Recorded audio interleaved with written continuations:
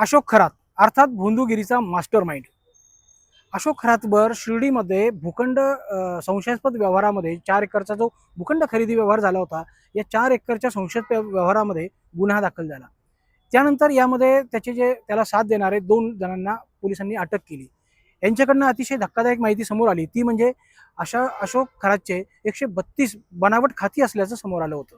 यामध्ये जगदंबा माता पतसंस्था जी सिन्नर तालुक्यातली आहे, आणि दुसरी म्हणजे समता पतसंस्था, तिची शाखा जी आहे ती राहात्यामध्ये आहे. समता पतसंस्थेमध्ये 100 खाती असल्याचा तपास पोलिसांनी करण्यास सुरुवात केली. म्हणजे 57 खातेदारांची 100 खाती या ठिकाणी असल्याचं निष्पन्न झालं. त्यानंतर आतापर्यंत 33 खातेदारांची चौकशी जी आहे ती शिर्डी पोलिसात झाली. सर्वांनी आतापर्यंत सांगितलंय की ही खाती कुणी उघडली, कशी उघडली, याच्याबद्दल आम्हाला काहीच माहिती नाही.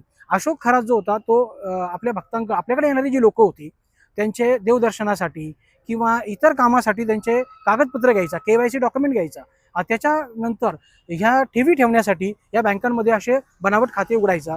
जो स्वतःचा नॉमिनी असायचा त्याला मोबाईल नंबर देखील स्वतःचा द्यायचा, आणि अशा पद्धतीनं त्यानं एक आर्थिक जाळं जे आहेत ते पतसंस्थेचं उभारलेलं पाहायला मिळालं. आता ह्या 33 लोकांची चौकशी करत असताना पोलिसांना आणखीन एक धक्कादायक माहिती समोर आली. ती माहिती आता मी तुमच्यासोबत शेअर करणार आहे. आपण पाहिलं असेल की स्पेशल 26 हा चित्रपट अक्षय कुमारचा आणि अनुपम खेरचा हा चित्रपट आहे. कशा पद्धतीनं बनावट इन्कम टॅक्स अधिकारी बनून ते छापेमारी करतात, आणि तो कसा सगळा प्रसंग होता छापेमारीचा, अतिशय तसाच म्हणजे चित्रपटाला साजेसा कारनामा जो आहे तो अशोक खरातचा समोर आलेला आहे. अशोक खरात आपल्याकडेच असलेले अधिकारी भासतील अशा भक्तांना जवळ करायचा, त्या भक्तांना इन्कम टॅक्सचे बनावट अधिकारी बनवून तो आपल्या इतर जे धनधान्य भक्त आहेत किंवा राजकीय लोक आहेत ज्यांची इत्तमभूत माहिती ही अशोक खरातकडे असायची, त्यांच्याकडे पाठवायचा. मग नेहमीप्रमाणे जसं एक मोठी रेड होते अशा पद्धतीनं रेड व्हायची. रेड झाल्यानंतर जो पीडित भक्त असायचा तो अशोक खरातकडे यायचा, कारण की त्याच्याकडे जो काही पैसा असायचा किंवा त्याला अशोक खरात हा देव वाटायचा, सर्वस्वी वाटायचा. त्यामुळं तो या बोंधूकडे यायचा. बोंधूकडे आल्यानंतर बोंधू याची पूर्ण सेटिंग करायचा, म्हणजे सेटलमेंट करायचा. सेटलमेंट करून तडजोड करून कोट्यावधी रुपयांची माया यातून घेतली जायची आणि प्रकरण रफादफा केलं जायचं. आता ही जी लोक होती, ही फसवणूक झालेली जी लोक आहेत किंवा ज्यांना असं गंडवलं असेल, तर ही लोक जी आहे तेरी चूप मेरी चूप असायचं. त्यामुळे पुढे काही वाच्यता होत नव्हती. मात्र आता त्यांना ह्या माध्यमातून कळेल की आपल्याकडेच कदाचित जी काही इन्कम टॅक्सची रेड झाली असेल ती कदाचित बनावट असू शकते, किंवा अशोक खरातनी त्यांनी पाठवलेली ही सगळी मंडळी आहेत ती असू शकतात, असं एकंदरीत त्यांच्या लक्षात येईल. आता हा जो प्रकार आहे किंवा हे सगळं जे घडलेलं आहे हे 33 लोकांची जी चौकशी झाली त्यातून समोर आलेलं आहे, आणि आपल्याला विश्वसनीय खात्रीलायक सूत्रांकडनं ही माहिती मिळालेली आहे. म्हणजे अशोक खरातचा क्रिमिनल माइंड कसा होता हे आता समोर यायला सुरुवात झाली. म्हणजे तो किशोरवयीन अवस्थेत असताना आपल्या जवळच्या नात्यातील महिलेवर त्यांनी अत्याचार केला, जादूटोणा केला. म्हणजे अतिशय 19-20 वर्षाचा असेल तेव्हा त्यांनी हा प्रकार केला. त्यानंतर त्याला त्या गावामध्ये चोप दिला आणि त्यानंतर तो पळून गेला. म्हणजे 15 वर्ष तो परत फिरकलाच नाही. म्हणजे 1980 मध्ये त्यांनी हा प्रकार केला. हे सगळे प्रकरण जे आहे ते आता हळूहळू अशोक खरातचे बाहेर यायला लागले, आणि आता हा धक्कादायक प्रकार समोर आला आहे की अशोक खरातनं बनावट इन्कम टॅक्स अधिकारी तयार करून तेच आपल्याच भक्तांकडे पाठवले आणि त्यामधल्यात मोठी माया जमवली. आता हा जो मिळणारा पैसा होता किंवा यातून जे तो त्या आपल्याच भक्तांना कसं लुटायचा आणि आलेली जी माया होती तो ती कुठे ठेवायचा. तर जी आपल्याला खात्रीलायक माहिती मिळाली ती पतसंस्थेमध्ये तो ठेवीच्या स्वरूपात ही रक्कम ठेवत असावा असा अंदाज आता पोलिसांचा आहे. ही जी रक्कम होती ही दामदुप्पट करण्यासाठी या विविध बँकांमध्ये त्यांनी जे 100 अकाउंट उघडली होती त्यामध्ये ठेवली जात असावी आणि त्यातून त्या पैशाचं व्याज घेतलं जात असावे. मात्र अशोक खरात अतिशय चतुर होता. त्यांनी जे काही कायदेशीर व्यवहार केलेले आहे, जो जमिनीचा सध्या व्यवहार जो आहे त्यांनी आपल्या ऑफिशियली राष्ट्रीयकृत बँकेच्या अकाउंटमधून केलेला आहे. म्हणजे ज्या ठिकाणी असे काळे कारनामे करायचे त्या ठिकाणी अशी बनावट खाती जी होती ती वापरली जायची, आणि त्यातून ही सगळं प्रकरण जे अशोक खरात करत होता. हे काय आज केलं का तर नाही, हे वर्षानुवर्ष चालू होतं. अशोक खरातकडं राजकीय मंडळी, उच्च पदस्थ अधिकारी, IPS IAS अधिकारी यांचा राबता असायचा. त्यामुळे जरी कोणाला त्याची कुणकुण लागली तर बोलायची कोणी हिंमत करत नव्हता. आता आपण जर पाहिलं तर 2 परिवहन खात्यातील 2 बड्या अधिकाऱ्यांची खाती देखील समता पतसंस्थेत आहे. त्यांची सुद्धा चौकशी झालेली आहे. त्यांनी सुद्धा सांगितलंय की आम्हाला या खात्याबद्दल माहिती नाही. म्हणजे कोट्यावधी रुपयांची उलाढाल यामध्ये व्हायची, आणि यातून अशोक खरात जो आहे ते मोठी माया जमवत जायचा. जे कायदेशीर व्यवहार जे होते ते तो आपल्या राष्ट्रीयकृत बँकेतून करायचा.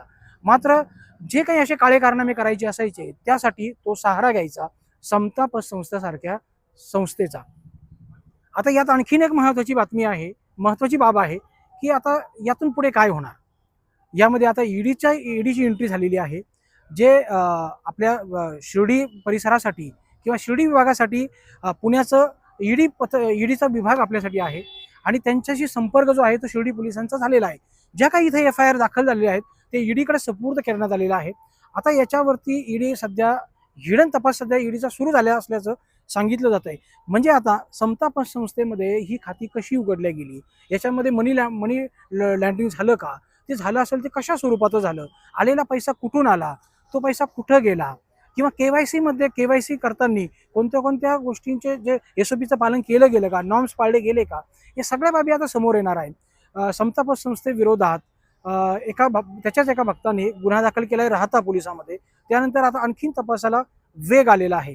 आज जो कारनामा समोर आला आहे, अक्षरशः हा कारनामा ऐकल्यानंतर कोणालाही शॉकिंग न्यूज म्हणावी लागेल ही, की आपल्याच भक्तांना आपलेच बनावट इन्कम टॅक्स अधिकारी पाठवून, आयकर अधिकारी त्यांच्याकडे पाठवायचे, रेड झाल्याचं सगळं भासवायचं आणि ते स्वतः आपणच मिटवायचं आणि त्यातून कोट्यावधी रुपयाची माया जमवायची आणि ती मग दाम दुप्पट करण्यासाठी कुठेतरी ठेवायची आणि त्यातून मग हे सगळे पैसे किंवा जमिनीचे व्यवहार असतील हे सगळे करायचे. म्हणजे एक शातीर बुद्धी जी अशोक खराची म्हणावी लागेल.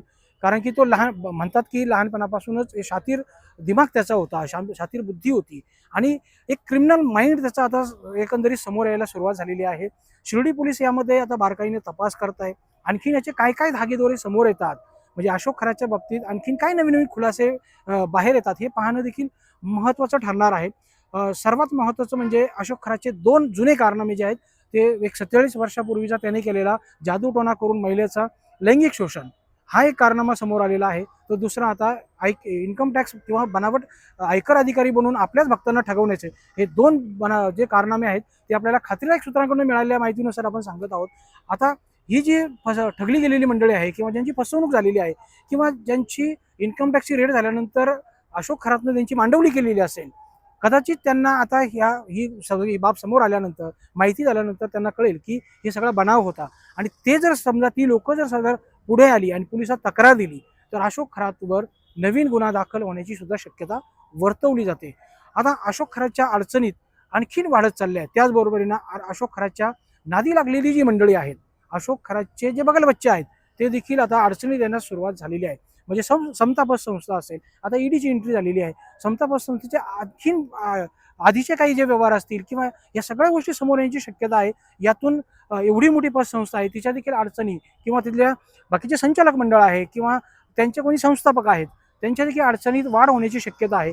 आपण जर मग बघितलं असेल तर काही व्हिडिओ देखील समता संस्थापकाचे आणि अशोक खराचे देखील समोर आले होते. या सर्व बाबींची आता जुळवाजुळव केली जात आहे. पोलीस यात बारकाईनं आणि डोळ्यात तेल घालून या सगळ्या गोष्टींचा तपास करतायत. पोलीस फक्त एकाच अंगाने तपास करतायत तर नाही, पोलीस ह्या 4ही अंगाने तपास करतायत. त्यांच्याकडे जी 33 लोक येऊन गेली, त्यांनी जी माहिती दिली, त्यांनी जे काही सांगितलं त्याच्या आधारावर पोलीस सत्यता पडताळून पाहत आहे. फक्त समोरच्या व्यक्तीने सांगितलं म्हणून लगेच विश्वास ठेवत नाही, तर त्याची सत्यता पडताळणी केली जात असल्याची माहिती आपल्याला मिळालेली आहे. आणि सगळ्या ह्या ज्या माहिती आहेत या विश्वसनीय खात्रीलायक सूत्रांकडून मिळालेल्या आहेत. म्हणजे एखादी मोठी वेब सिरीज होईल असं खराचे नवनवीन कारनामे जे आहेत ते समोर येताना पाहायला मिळेल. आता आपण असं म्हणायला हरकत नाही की आगामी काळात खरात फाईल नावाचा एखादी वेब सिरीज सुद्धा रिलीज होऊ शकते आणि ती देखील लोक मनोरंजन म्हणून पाहतील असं म्हणायला काही हरकत नाही. कारण की हे जे कारनामे आहे या कारनाम्यामध्ये नवीन नवीन धक्कादायक खुलासे होत आहे आणि जो घटनाक्रम आहे तो एखाद्या चित्रपटात जसा घटनाक्रम असतो अगदी तसाच सगळा घटनाक्रम आहे. म्हणजे लैंगिक शोषणाचे प्रकार असू द्या, SIT नेमण्याचे प्रकार असतील किंवा त्याच्याच ऑफिसमधला जो ऑफिस बॉय आहे त्यांनी त्याचा कारनामा कसा उघड केला, CCTV कॅमेरे कसे लावले गेले आणि यातून जे त्याचे लैंगिक अत्याचाराचे जे व्हिडिओ आहेत ते कसे बाहेर आले, ओस्नो प्रकरण काय आहे, 15-20 फुटाचा नाक तो कसा दाखवायचा. म्हणजे कोपरगावचं मंदिर असेल किंवा शिर्डीतील लोकांना देखील अनेकांना त्यांनी नाक दाखवल्याची बाब समोर आलेली आहे.